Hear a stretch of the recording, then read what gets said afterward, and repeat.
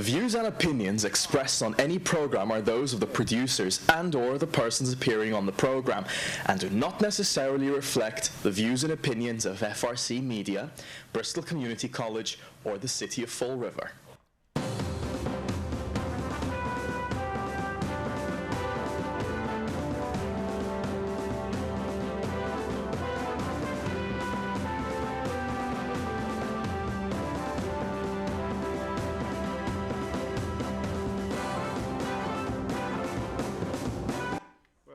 Welcome to Spindle City Straight Talk. I'm Chip.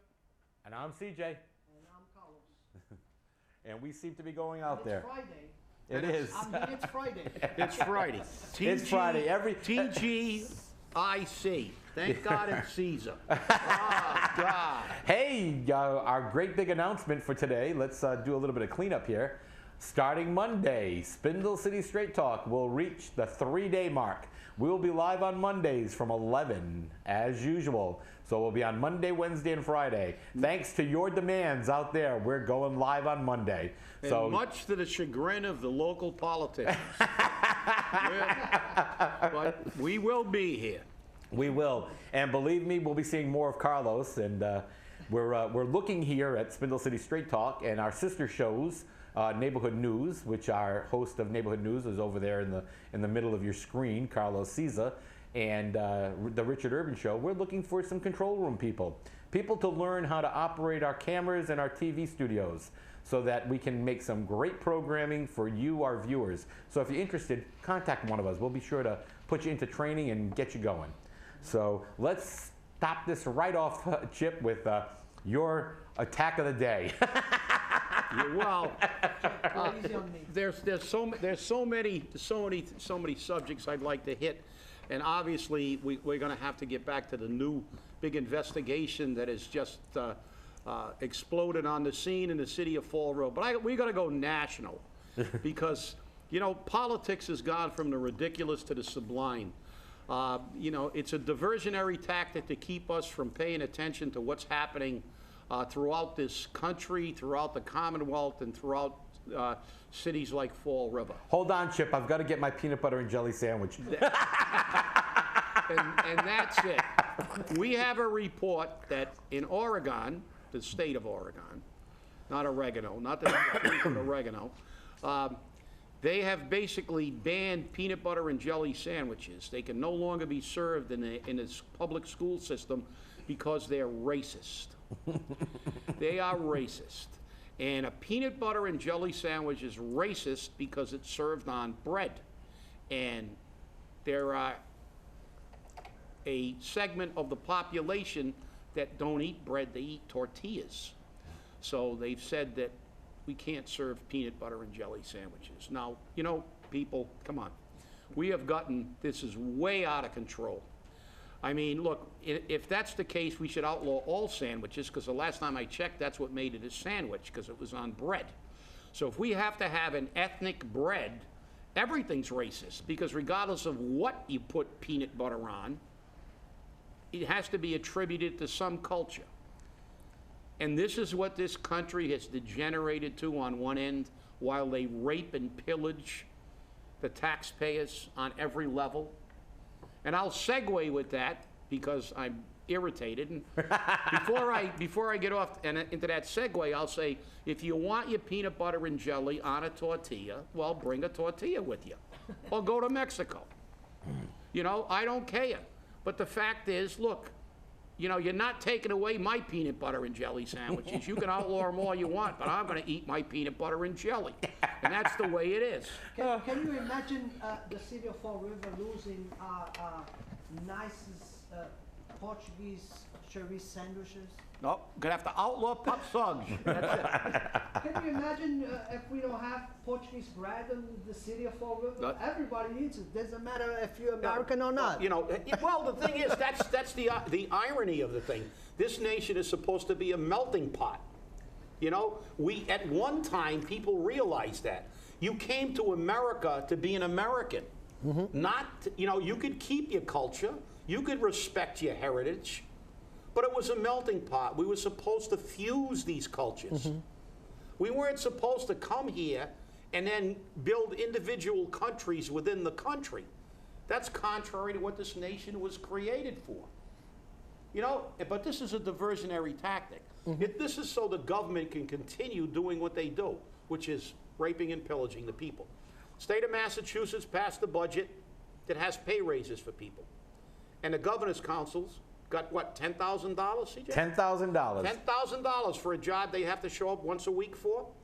And their rationale was, oh, you know, sometimes we put in time at home and we work as much as 30 hours a week. Well, 24 bucks an hour isn't bad for a part-time job.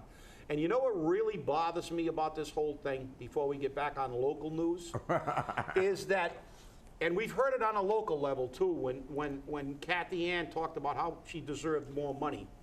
Isn't it amazing that when you're a politician or you're up in the upper echelon of administration, you say how hard you work and why you deserve to be paid what people are being paid in New York City and Boston, even though that's contrary to basic economics because you have to do what the market bears.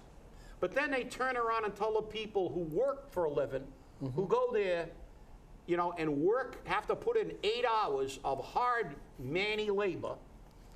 They tell you, I want to get paid better. They tell you, shut up, take a pay cut, and be happy you even got a job. Because if you open your mouth, we'll ship your job over to China. You know, that's what irritates me about this thing. And you know something, the people in Boston, you know what I got for you? I got American Sign Language. You know what finger I'm talking about? I said, because you're all full of it. And you know, you all got a pay raise, and that's almost a what? $10,000, they were getting 25, nearly about 40% rounded off. A 40% pay raise, and the inflation rate was what this year, 1.2%? I mean, these people, they're relentless with their bullshit. And we said we wanted the sales tax reduced to help businesses and help us, and they're not going to do it. And why aren't they going to do it? Because they're funding their own pay raises with that. You're not going to see it. They don't listen to the people. That's why the revolution we started here in Fall River with the recall should continue. We should throw them out on every level of government. And with that, let's get to the big investigation in Fall River. No, before you go there, let me just say this.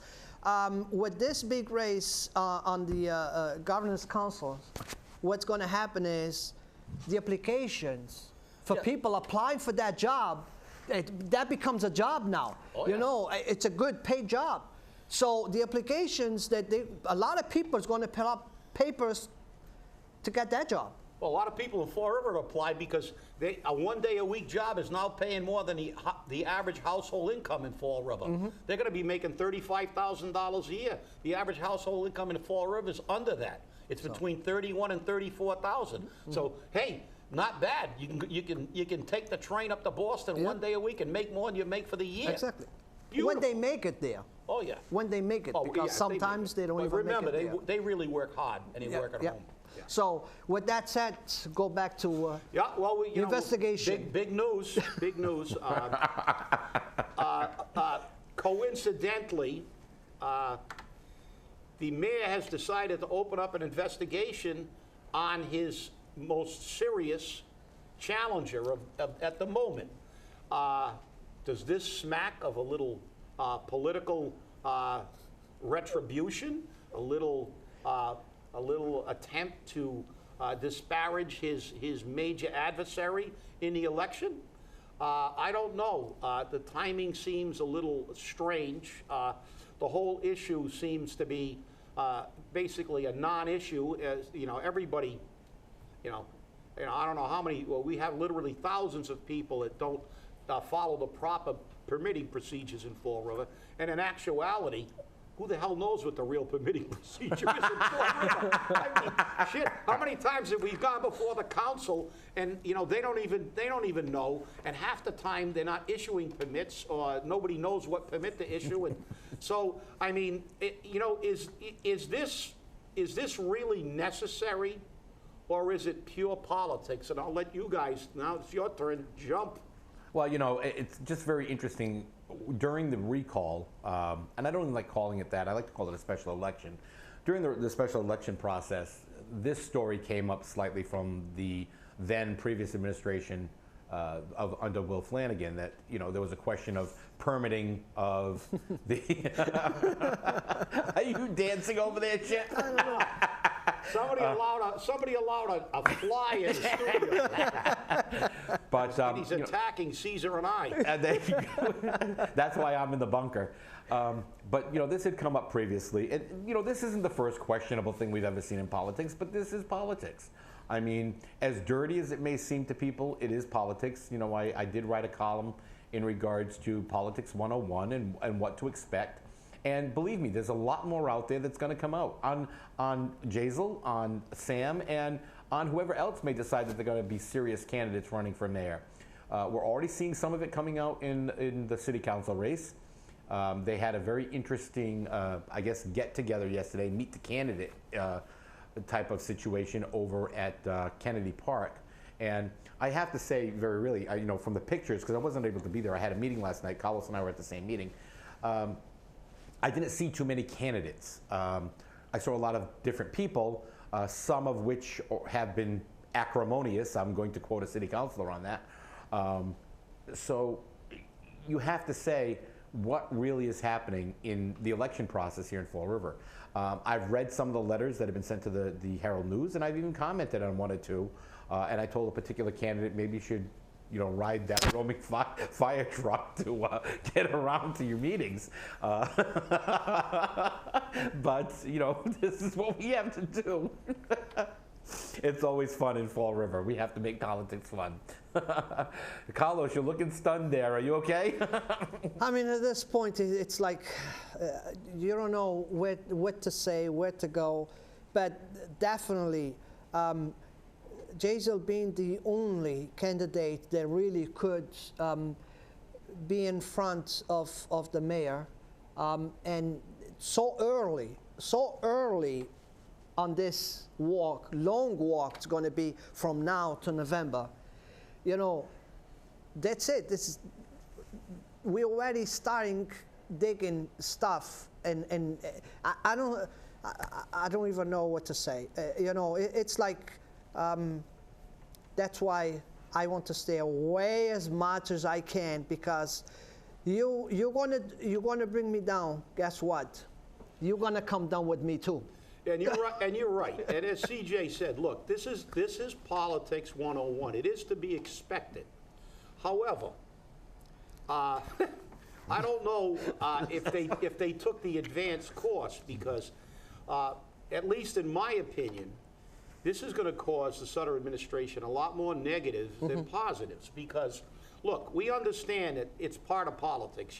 The old adage, throw the mud, some of it'll stick, and even if you lie, only about 15% of the people will see the retraction later on. But the fact is, it's pretty obvious that this is his primary adversary, and this is a politically motivated, and it doesn't matter what he says. Perception is reality in politics. Is this a smart thing to do? No, I don't think so, because he's damned if he does and he's damned if he doesn't. Okay, let's say this thing gets this big investigation, this culmination being headed off by Sherlock Pacheco, I think, from DCM. Am I correct in that? Yes, it is. Yes, the famous detective, Sherlock Pacheco. And he's heading this investigation into this permitting process. So if they find out it's, hey, it's just, as it said, things happen and he's vindicated, okay, now that's no good for Sam. If the investigation gets wrapped up in a very short time, or right before the primary, or before, it's going to be pretty obvious. Look how long it took the Flanagan investigation to complete by a special prosecutor appointed by Sam Sutter, by the way. How long did that take? They made sure that everything was behind them before they made a decision. How many times have we seen these things and come down with no findings, and after months and months and months of dragging, and it's like, how much did they have to investigate, yet it took all that time through the entire special election, quote unquote, recall. I think it was, it is politics 101, but I'll tell you what, not a great strategy. It smacks of what it is. It's purely political. And the reality is that, look, you didn't pull a permit, Jesus, that will put you in a not very select club. There's probably been about 800,000 permits that weren't pulled, that should have been pulled in the past 10 years in Fall River. I don't know how many people do work on their house and they either don't know they have to pull a permit, or they go, the hell with it, I'm not even going to bother.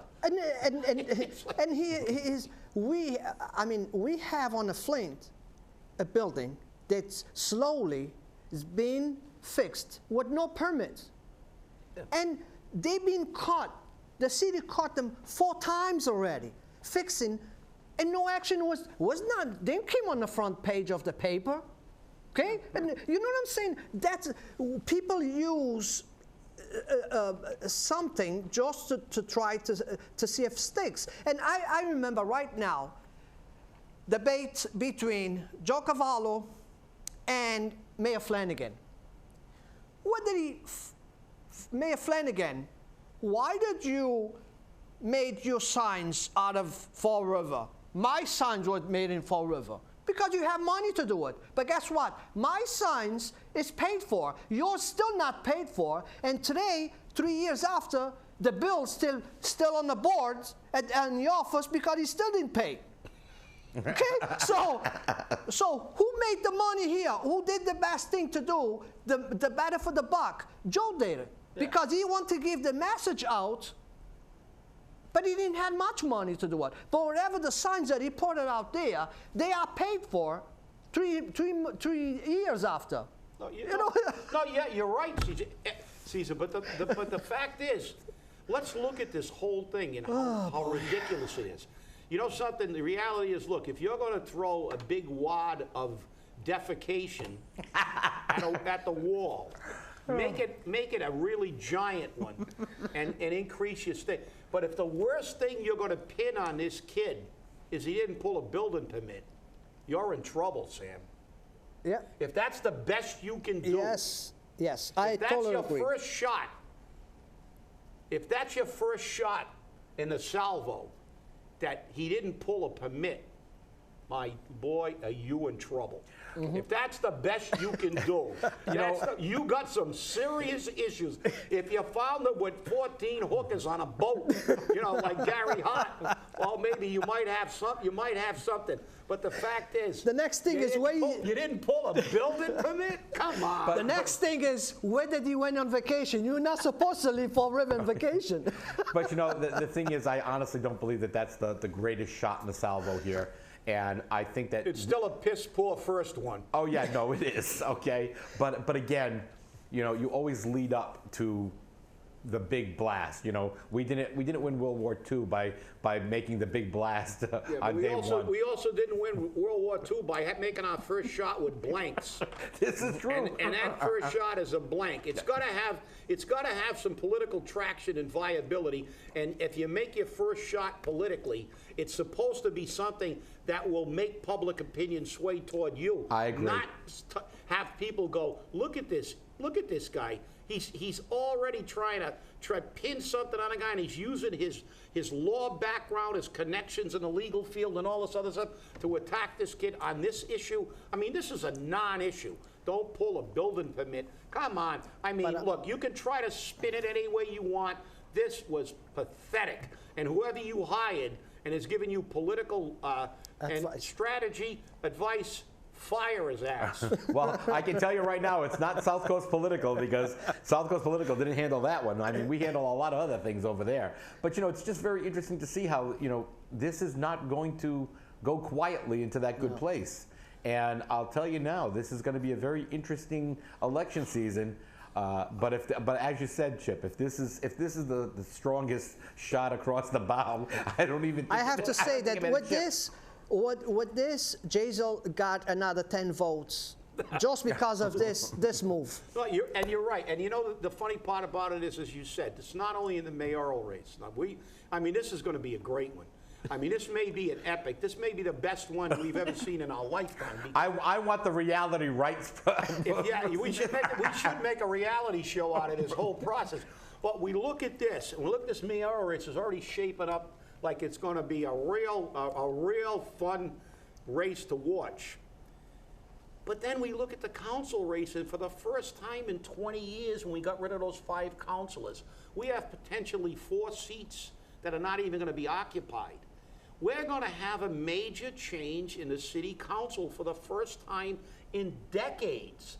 And I mean, I just can't wait to see the city council campaign and the election. I mean, this is going to be a great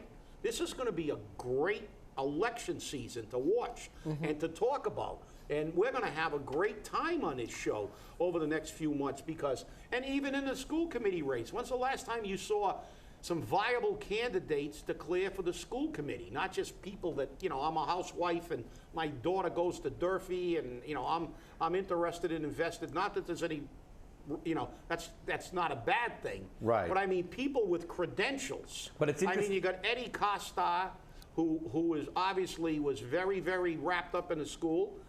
And you've got Paul Coogan, who was a vice principal at Durfee. So these people have background in the education field. So I mean, right out of the gate, you're going to look at 2 new viable candidates for the school committee. You're looking at potentially 4 open seats on the city council, and some people that are incumbents that are on shaky ground because of their vote on the budget.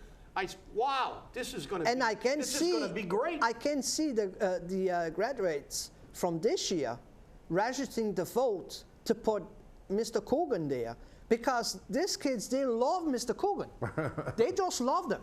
And he's been doing a good job there at Durfee that the parents going to go right after the kids. The kids going to tell the parents. Yeah. We want Mr. Coogan there. And again, we're back to perception becomes reality. Now, very interestingly, though, in the city council race, the top 3 candidates in all recent polling has been Richard Cabaceres, Cliff Ponte, and Joshua Font. But coming up on the heels there is Josh Silva. Josh has done really well in getting out to some people. But the voice of the people that have been out there is saying they have a questionable place with him because of some of his alignment with certain individuals in the city. And they're very hesitant on really putting any support behind him. So that's something that I think the candidates need to realize, that they have to look at who they're aligning themselves with, who they're being seen with, who they're known to be with, because that impression, that perception becomes the reality of their candidacy. And that can destroy your campaign. And Yes. Chip, you know that. And the thing is, the background is we need to look at a new candidate. The way I look at it is I go back 5 years. Right. What was this individual and what he's been doing, at least for the last year? So just because I see signs of your campaign everywhere, because you have good for you that you have money to spend that the others don't. But that's not going to make any difference to me if you're not going to do what I think it's the best to do. I agree. I'm not going to vote based that you have signs all over the city. I'm sorry. And you're right, girl. And the other thing is, it's up to the voter to do their homework, to look at these people. That poll you keep referring to is not a poll for who's going to get elected. It's name recognition. That's right. Well, yeah, Right. exactly. So and that's where it comes down to. And the thing is, it's, you know, name recognition should be, even though unfortunately sometimes it isn't in the reality of politics. Name recognition should be secondary to political platform and political, you know, ideas and ideals. The fact is that, you know, all too often people put a check mark to the name that they recognize, and then that poll becomes valid and viable. But what you have to do is look at the person and look at the person's positions on real core issues. For example, Mr. Cabaceres has come out and said he favored this budget. It was the right thing to do, yet half the people in the city want to lynch everybody who voted for the budget. So even though he has name recognition, that might be negative name recognition, because people go, oh, this is one of the new guys that says the old guys are doing the right thing. So if that's the case, why elect a new guy if he's going to do the same thing as the old guys? And that's the key. The key is these name recognitions and affiliations and stuff. You know, the voters have to realize that's got to become secondary to who you're looking at. And as you said, Caesar, look at what this man's been doing. Look at his positions, listen to him. And all you can do for a non-incumbent is evaluate whether you feel you can trust this man as a man. And, you know, nobody, you know, we've all made mistakes. We've all backed candidates that made lofty promises, and then when they got in, they did the exact opposite of what they said. And then what did we do? We said, okay, we don't support you anymore, and we recall them. And for that, we're called negative. No, for that, you know, we're doing what we feel is our duty. We're trying to make a better government. If we elect somebody because we felt that he was saying the right things and he doesn't do it, then it's our obligation to remove them. And that's what you got to do. We've got to look at these people and look how they want to change this city. We've been doing business the same way for decades, and the city it's circling the drain. And if we don't change the way we do business, this city is surely going to end up in receivership, and it is failing fast. And the days of delusionary thinking and pretending that this city's wonderful and ignoring the facts are gone. And it's going to be a great season. And as you said, it shouldn't be a popularity contest. It should be, I know Mr. Coogan is very popular, but the fact is, I don't care that he was a nice guy and he used to say hello to you every day in a school. You got to look at what he's going to say on how we're going to fix the school department. And we got to look at the city council candidates to see how they're going to move Fall River forward and save the taxpayers. And when we look at a mayor, we got to say, who's going to change the way we do business to change this city? The best part that I like on Mr. Coogan is because he comes from the inside. So he knows the problems from the inside. And that's going to give him a lot of stuff to work with. The problem with that though, Carlos, is that not only does he come from the inside, he's part of a line of people that have been causing the problems. So, and I mean, that's a detriment to his campaign. But let him defend himself when he becomes on that seat. That's and right. the questions come up. You guys are both 100% right. You're right. Being an insider, if you're a political insider, and obviously when it comes to him, he got that job as a vice principal, and he never taught a day in a classroom, to my knowledge. So that's going to come back, and he's going to have to defend that position. Exactly. He is perceived as a political insider. And the fact is that that's what you have to do. You have to look at the man's, what he says he's going to do. I'm not going to hold the fact that, that he was an insider, but I'm also not going to give him extra credit for that, because understanding the department is only half the battle. It's what you're going to do to fix it. Are you going to come on at school committee and say, hey, look, I think everything was good, and the 90% of this thing is good? We all know the school department's a disaster. So we're going to have to evaluate Mr. Coogan, Mr. Costa, every city council candidate, and our mayoral candidates based on how they're going to move Fall River and change the way we do business. And I've said it over and over again, and I've said it to mayoral candidates, city council candidates, and now school committee candidates can hear it here. If you believe that what they're doing is right, and you will not call them out on their votes, and don't give me the crap that, I can't do an attack. That's baloney. If they're doing right, I don't need to elect anyone new. And we're up at the end of the show. And remember, on Monday, we will be here live at 11 o'clock. And that's our new Monday, Wednesday, Fridays live. So thanks a lot for watching. Have a great weekend. Thank you. Don't forget, Sam, we're on Monday.